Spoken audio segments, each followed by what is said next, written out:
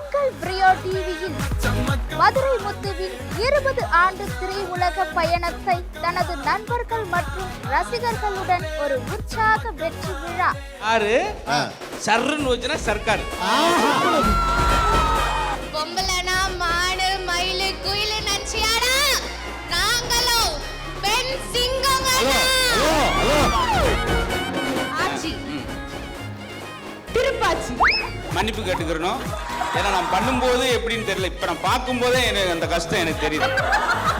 அந்த பூ எடுத்து வாயில் வைங்க. அந்த வாய்ப்புக்கு நான் நன்றி சொல்லிக்கிறேன் உங்களுக்கு. தம்பி மயில் வாகனம்.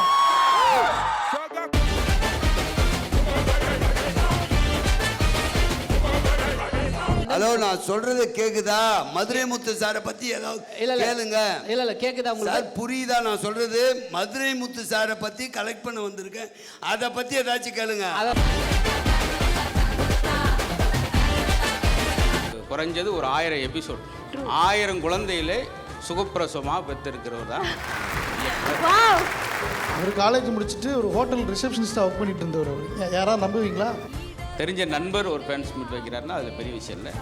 அறிவுமே இல்லாத இந்த பிரியோ டிவி எனக்காக இந்த மெனக்கெடுத்தல் எடுத்து அது நெஞ்சுக்கு நெருக்கமானவர்கள் அழைத்து அவங்க கொடுத்த வார்த்தை இன்னும் நான் ஒரு 10 வருஷம் வேகமாக ஓடுவதற்கு இது எனக்கு பெரிய உரமாக அமைஞ்சது. செல்லமே வாணி கதை கேட்டு மெல்ல விழி மூடு மார்பின் மேலே உறங்கு உறங்கு கண் சிறு பொன்னே ஆசை சிரிப்பாலே கொஞ்சம் விளையாடி வளரு வளரு.